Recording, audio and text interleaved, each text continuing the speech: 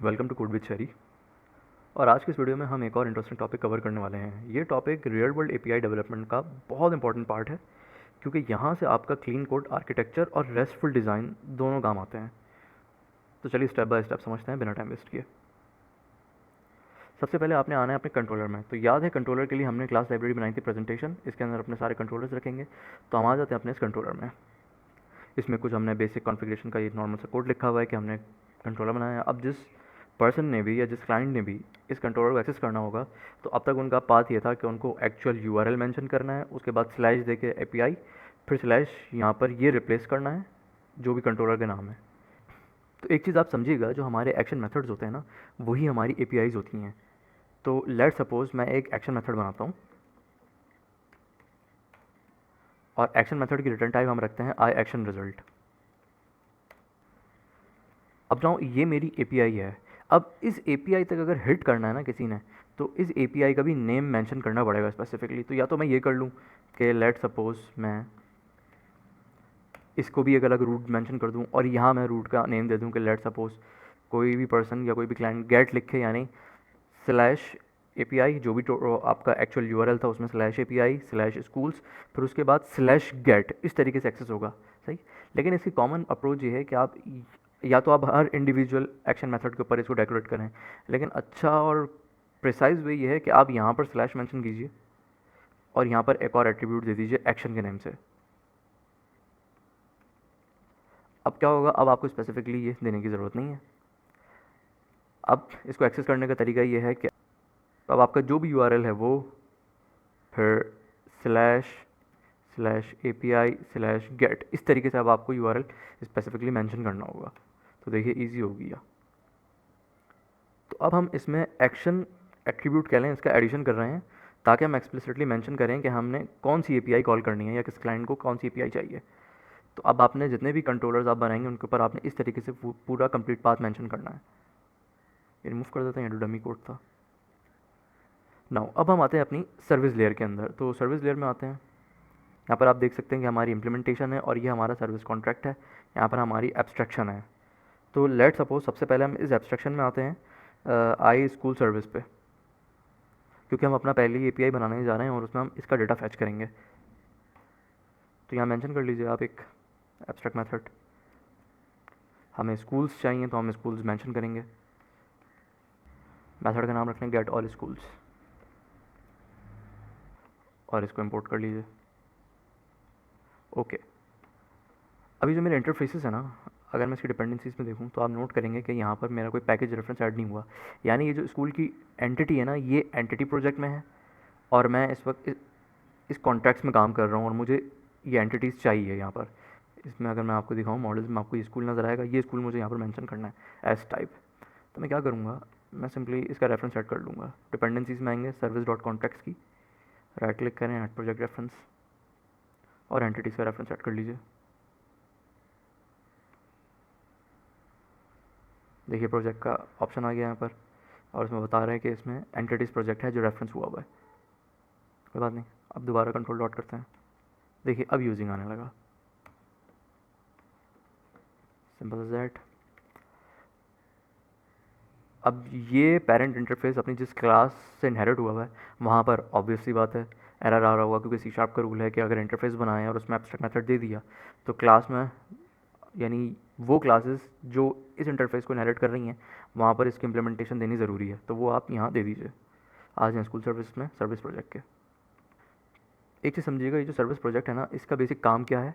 देखिए इसका काम ये है कि बिज़नेस लॉजिक को हैंडल करना। मेरी जितनी बिज़नेस लॉजिक होंगी ना, चाहे वो डेटाबेस से रिलेटेड कोड हो, चाहे वो कुछ एक्सटर्नल एपीआई कॉल करना कोड हो, चाहे किसी एक्स्ट्रा फाइल से कोई कोड हो, वट एवर, यानी क्लाइंट की रिक्वायरमेंट पूरी करने में जितनी लॉजिक लग सकती है ना, बिज़नेस लॉजिक, जिसमें डेटाबेस भी इन्वॉल्व, क्वेरी और बहुत सारे काम, बहुत सारे टास्क, ये सर्विस लेयर उन्हीं के लिए है। उन सारे बिज़नेस लॉजिक को यहाँ पर क्लाइंट की रिक्वायरमेंट को यहाँ लिखा जाएगा। तो अब हम इस इंटरफेस के मेथड को इम्प्लीमेंट कर लेते हैं इस सर्विस क्लास में। कंट्रोल डॉट करेंगे आप, आपके पास ऑप्शन आ गया, इसको इम्प्लीमेंट कर लीजिए। ठीक है। अच्छा, दूसरी चीज़ ये कि ये जो मेरी क्लास है ना, इसको मैं सील्ड कर देता हूँ। उसकी रीज़न ये है कि इस क्लास ने किसी भी और क्लास का पेरेंट बनना नहीं है। इतना करके आप सोल्यूशन बिल्ड कर लें, देख लें कोई एरर तो नहीं है। तो देखिए मेरे सारे प्रोजेक्ट सक्सेसफुली बिल्ड हुए हैं, ज़ीरो एरर्स हैं। तो it means her cheese smoothly चल रही है। ओके। नाउ एक चीज़ समझिएगा कि इस मेथड का पर्पस क्या है। देखिए, अगर आपको याद हो ना, तो कुछ सेक्शंस पहले हमने काम किया था कि उसमें हमने एक्सप्लिसिटली हमारे डेटाबेस के टेबल्स में डेटा सीड कराया था। यानी ये हमारा डेटाबेस था, इसमें हमने दो टेबल्स लास्ट टाइम क्रिएट करे थे, और ये भी ऑब्वियसली माइग्रेशन के थ्रू, एंटिटी फ्रेमवर्क के थ्रू क्रिएट करे थे। तो और इन दोनों ही टेबल्स में हमने डेटा सीड कराया था। तो देख लेते हैं उन डेटास को। ये डेटा है। अब जो वो मेथड बना रहा हूँ ना मैं सर्विस लेयर के अंदर, उसका पर्पज़ ये है कि इस टेबल में जितना डेटा है ना, ये डेटा हमें मिल जाए डेटाबेस से, और यहाँ से हम इस डेटा को अपनी एपीआई से रिटर्न करा लेंगे क्लाइंट को देने के लिए। तो इस मेथड में मुझे मेरे इस टेबल का डेटा गेट करना है थ्रू एंटिटी फ्रेमवर्क, ठीक है ना। तो और एंटिटी फ्रेमवर्क को हम डायरेक्ट डीबी कॉन्टेक्स्ट को यूज़ नहीं करेंगे, हमने उसके लिए एब्स्ट्रैक्शंस और ये चीज़ें बनाई थी, I unit of work and repository pattern. तो हम इसका यूज़ करके डेटा गेट कर लेंगे। अगर आपको याद हो तो हमने जब रिपोजिटरीज बनाई थी तो हमने उसमें कुछ जेनेरिक मेथड्स बनाए थे, तो हम उन्हीं जेनेरिक मेथड में से एक का यूज़ कर लेंगे इस वक्त। तो लिख लीजिए, यूनिट ऑफ वर्क में जो रिपोजिटरी का नाम है वो स्कूल नहीं है, वो स्कूल रिपोजिटरी है, और उसके जेनेरिक मेथड का नाम गेट ऑल स्कूल नहीं, गेट ऑल है, ठीक है। ये हमारा डेटा आ गया, और इसको हम रिटर्न कर लेते हैं। Simple as that. अब आप एक चीज़ सोच रहे होंगे कि ये गेट ऑल तो आई क्वेरीबल रिटर्न कर रहा है, और मेथड की रिटर्न टाइप तो आई इन्यूमरेबल है। तो देखें, आई क्वेरीबल भी ना एक कलेक्शन है, और इस कलेक्शन की पेरेंट कलेक्शन आई इन्यूमरेबल है। तो ये इनहेरिटेंस के रूल में से है कि पेरेंट जो है ना, वो चाइल्ड के इंस्टेंस या चाइल्ड की वैल्यूज़ को या चाइल्ड की टाइप्स को होल्ड कर लेते हैं। तो अभी इस वक्त हमने सी शार्प के उसी फीचर का यूज़ किया है, ठीक है। यहाँ पे एक ब्रेक पॉइंट लगा लेते हैं। तो यहाँ पे एक चीज़ समझिएगा कि आई यूनिट ऑफ वर्क हमारा रिपोजिटरी मैनेजर है, जिसके थ्रू हम स्कूल रिपोजिटरी को एक्सेस कर रहे हैं। और अगर कोई एक्सेप्शन वगैरह आती है तो हम अपने लॉगर वर्कर से उसको लॉग भी कर लेंगे, लेकिन अभी हम टेस्ट कर रहे हैं, तो मैंने ऐसा कोई अभी इसको यूज़ नहीं किया। लॉगर के जो हमने मेथड्स बनाए थे, अभी इसको यूज़ नहीं किया मैंने, ठीक है। नाउ अब हम अपने स्कूल कंट्रोलर में मेथड ऐड करते हैं ताकि एपीआई रिक्वेस्ट हैंडल हो सके। तो बना लेते हैं हम अपनी पहली API and point. Schools controller में आ जाइए, एचटीटीपी गेट मेथड है,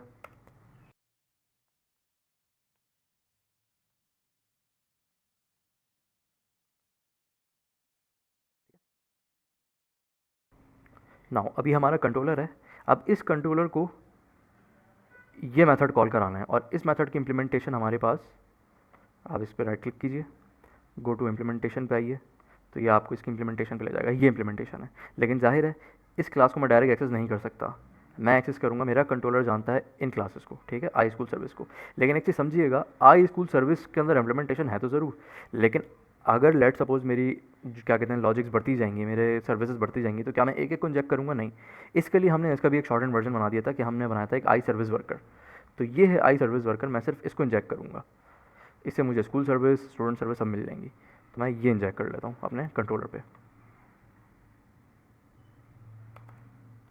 कंस्ट्रक्टर बना लीजिए, और ये यहाँ इंजेक्ट कर लीजिए इसको, और एक रीड ओनली फील्ड बना लीजिए, क्योंकि डेटा सेल में आएगा तो इस पर, लेकिन मैं इस वेरिएबल को यहाँ नीचे एक्सेस नहीं कर सकता। तो उसके लिए मुझे ये जो डेटा आएगा सेम टाइप के वेरिएबल पे जो ग्लोबल लेवल पे बनेगा उस पर साइन कर देंगे, और उस पर फिर डेटा यूज़ करना शुरू कर देंगे हम अपनी सर्विसेज वगैरह को। कर लीजिए, एक प्राइवेट रीड ओनली वर्कर बना लीजिए,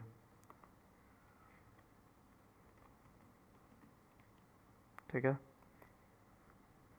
और अपने उस मेथड को कॉल कर लेते हैं,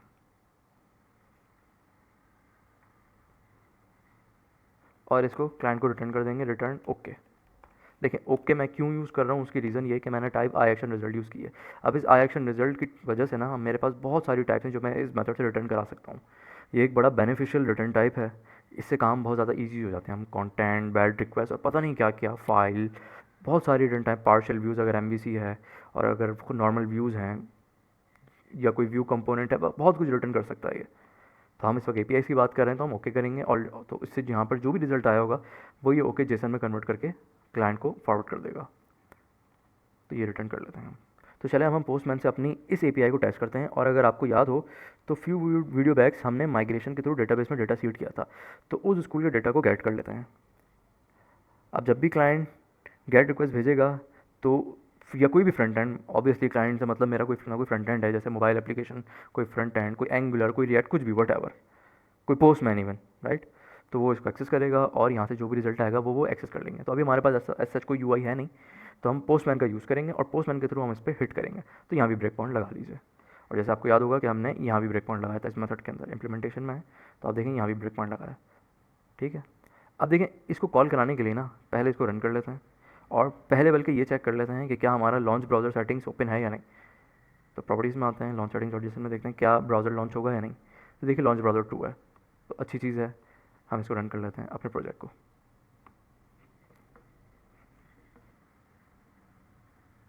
तो देखिए ये हमारा प्रोजेक्ट रन हो गया है, ठीक है। अब हमने अपनी इस एपीआई को कॉल करना है, तो हम यूज़ करेंगे इस वक्त पोस्टमैन का। तो कैसे करेंगे, सबसे पहले आप दोबारा आइए ब्राउज़र पे और ये मेन यूआरएल जो भी आपका, आप इसको कॉपी कर लें और आइए पोस्टमैन पे। अब यहाँ पर आपने मेंशन करना है अपनी ये जो आपकी एक्चुअल यूआरएल है वो, फिर आइए प्रोजेक्ट पे और फिर आपने रूट मेंशन किया हुआ है /API, उसके बाद फिर आपने रूट मेंशन किया हुआ है //। अब देखें कंट्रोलर, अब आपने यहाँ एज इट इज़ कंट्रोलर नाम नहीं देना, अब आपके जो ओरिजिनल कंट्रोलर का नाम है ना, आप यहाँ वो मेंशन करेंगे विदाउट यूजिंग कंट्रोलर वर्ड। जो ये कंट्रोलर है इसको कॉपी नहीं कीजिएगा, इसको डिस्कार्ड रखिएगा और यहाँ पे पेस्ट कर लेंगे। फिर बता रहे हैं आप कंट्रोलर के बाद आपके पास एक और स्लैश है, आप फिर स्लैश मेंशन करेंगे और उसके बाद एज इट इज़ अब आपके पास एक्शन एट्रीब्यूट है, तो अब आपका जो एक्शन मेथड है वही है। अब आपने ये कॉपी करना है एज इट इज़ और यहाँ पेस्ट कर देंगे। तो देखिए ये आपका यूआरएल रेडी हो गया है। अब आपने सेंड के बटन पर क्लिक करना है, तो आपकी एपीआई कॉल हो जाएगी पोस्टमैन के थ्रू। देखिए ब्रेक पॉइंट हिट हो गया, इट मीन सारी चीज़ स्मूथ चल रही है। ओके पे भी ब्रेक पॉइंट लगा लेते हैं और फिर हम करते हैं कंटिन्यू। देखिए सर्विस का मेथड कॉल हो गया। अब हम करते हैं स्टेप ओवर। अब यहाँ से क्या होता है कि जब ये गेट ऑल चलना चले ना, तो होना ये चाहिए कि डेटाबेस में जो ये डेटा है ना, ये सारा डेटा उठकर आ जाए मेरे पास, जिसमें स्कूल आईडी, नेम, एड्रेस और कंट्री है। होवर करते हैं, देखते हैं क्या है। देखिए कुछ ना कुछ डेटा आया, रिजल्ट व्यू में आइए और देखिए आपके पास 2 डेटा उठने लगे। ये पहला आ रहा है एज इट इज़ वही है जो आपके डेटाबेस के टेबल में था, राइट। और आप कंटिन्यू कर लें तो देखें रिस्पॉन्स आपके पास फाइनल रिस्पॉन्स आ गया है, सही है। और कंटिन्यू कर लीजिए तो ये देखिए पोस्टमैन पर रिजल्ट आ गया आपके पास। यही 2 एंटिटीज़ थी जो डेटाबेस में थी और देखिए एज इट इज़ यही 2 एंटिटीज़ मेरे पास अब ये डेटाबेस से रियल टाइम उठकर आ रही हैं। तो ये मेथड हमारा रन हो गया और सारी स्कूल्स की लिस्ट जेसन फॉर्मेट में रिटर्न हो गई हैं। और स्टेटस कोड भी आप देख सकते हैं, 200 स्टेटस कोड का मतलब होता है सक्सेस। हमारे पास बहुत सारे टाइप के स्टेटस कोड होते हैं, 400 होता है, 404 नॉट फाउंड होता है, 500 इंटरनल सर्वर एरर होता है, बैड रिक्वेस्ट होता है, बहुत सारे होते हैं। तो ये आप सर्च कर लीजिएगा। तो आई होप आपको समझ में आया होगा कि हमने मेथड और अपना आर्किटेक्चर का यूज़ वगैरह करके कैसे हमने डेटाबेस से डेटा गेट किया। अगर मैं आपको आर्किटेक्चर पे बात बताऊँ तो ये इतना क्लीन है और इतना मेंटेनेबल है कि ये लार्ज स्केल, जितनी भी बड़ी लार्ज स्केल एप्लीकेशन होगी ना, ये उसको हैंडल कर लेगा बहुत आराम से, क्योंकि हर लेयर का अपना एक पर्पस है। आई होप आपको थोड़ा समझ में आया होगा। तो गाइस मिलते हैं नेक्स्ट वीडियो में एक और टॉपिक के साथ। पीस।